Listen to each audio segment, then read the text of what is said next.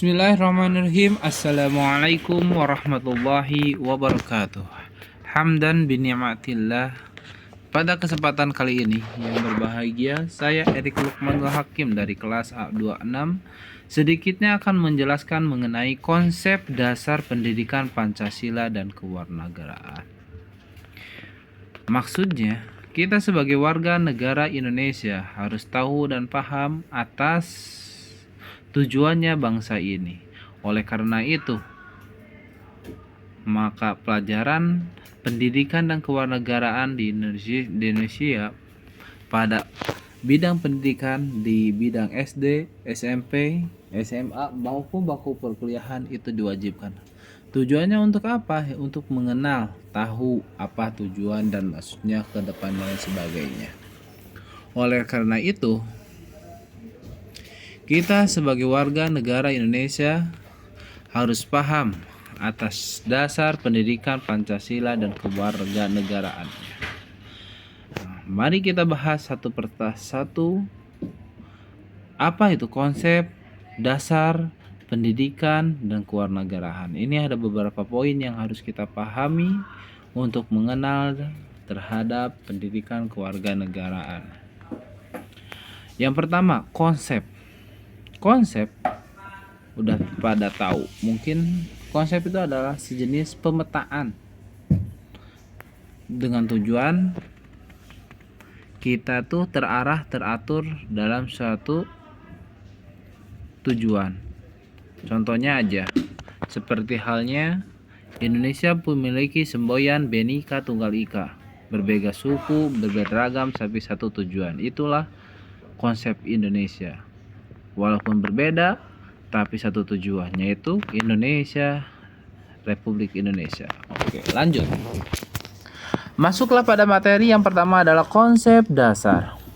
Tujuan pendidikan nasional sebagaimana telah dirumuskan dalam Undang-Undang Nomor 20 Tahun 2003 adalah untuk perkembangan potensi peserta didik agar menjadi manusia yang beriman dan bertakwa kepada Tuhan Yang Maha Esa, berakhlak mulia, sehat, berilmu, cakap, kreatif, mandiri, dan menjadi warga negara yang demokratis serta bertanggung jawab. Ini salah satu tujuan dalam pendidikan nasional. Tujuannya apa? Ya diaturlah dalam pasal undang-undang. Kenapa harus diatur? Ketika diatur dalam pasal undang-undang, otomatis setiap warga negara Indonesia terikat secara paksa. Kenapa dikatakan paksa? Karena undang-undang itu wajib ditaati bagi seluruh warga negara Indonesia yang ada di dalam negara itu sendiri maupun yang ada di luar negara. Tujuannya untuk apa? Yang pertama adalah beriman dan bertakwa kepada Tuhan Yang Maha Esa. Maksudnya, jadi warga Indonesia itu harus memiliki keimanan, ketakwaan, memiliki Tuhan Yang Maha Esa. Esa itu apa? Tunggal. Maksudnya di sini adalah kita sebagai warga Indonesia itu berhak memilih agama yang dianut atau yang telah ditetapkan oleh NKRI tersebut. Tetapi harus memilih di antara mereka. Jadi tidak boleh mendua ceritanya.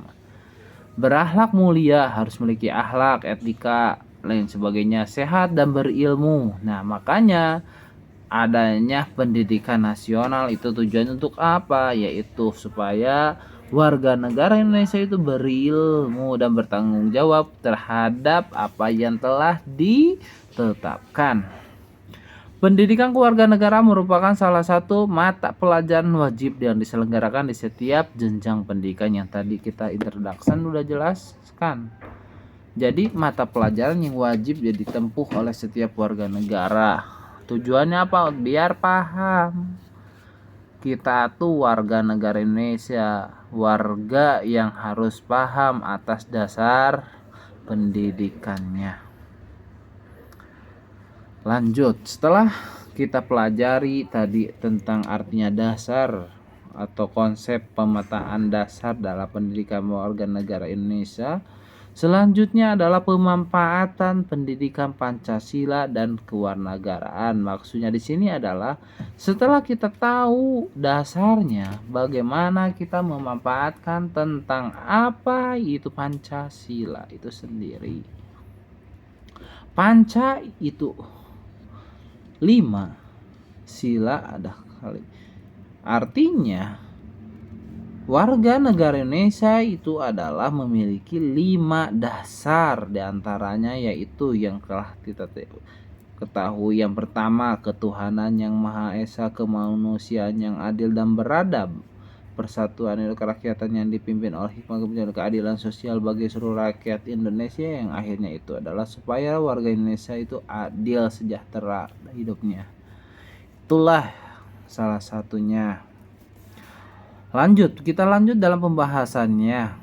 Pendidikan Pancasila dan kewarganegaraan bermanfaat untuk membangun insan, menekan pada manusia yang berharkat, martabat, bermoral, dan memiliki jati diri serta karakter teguh, baik dalam sikap, mental, daya pikir maupun ciptanya. Inilah pemanfaatannya. Jadi setelah kita paham atas dasar atau konsep dasarnya itu sendiri, kita tahu tentang pemanfaatannya. Maksudnya di sini adalah sebagai warga negara Indonesia yang bermartabat, punya moral, tidak mau korupsi lain sebagainya. Itulah pemanfaatan pendidikan Pancasila dalam kewarganegaraan. Lanjut, setelah itu kita tahu proses pembelajaran PKN. Nah, ini namanya artinya proses.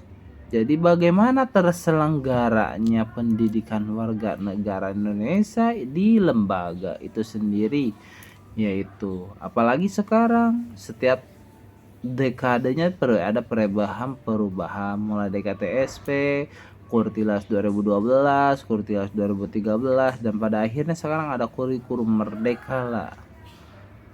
Banyak metode-metode pembelajaran yang diampuh oleh bangsa kita. Lanjutlah pada proses pembelajaran. Proses pembelajaran PPKN perlu memperhatikan pengembangan proses pembiasaan, kematangan moral, penguasaan pengetahuan sebagai kewarganegaraan untuk memperkuat dan membangunkan watak seperti penghargaan, tanggung jawab sebagai warga negara demokratis dan taat hukum. Inilah proses pembelajaran yang ada pada PPKN itu sendiri, membuat insani yang bermoral. Lanjut, perkembangan PKN atau pendidikan kewarganegaraan. Mulai dari mana? Kita tahu kenapa harus belajar PKN, itu mulai dari Inggris, Amerika Serikat, lain sebagainya. Mata pelajaran PKN di Indonesia telah mengalami perkembangan dan perubahan baik istilah maupun substansinya jelas. Setiap tahun atau dekade ilmu itu akan terus berkembang seiringlah zaman. Zaman semakin maju dan ilmu pun akan semakin mengikuti. Kenapa demikian? Karena kebutuhan manusia untuk lebih maju dan maju dan maju. Itulah dalam perkembangan PKN sama. Jadi setiap dekade, setiap fasenya pasti ada perubahan sesuai dengan kebutuhan zamannya.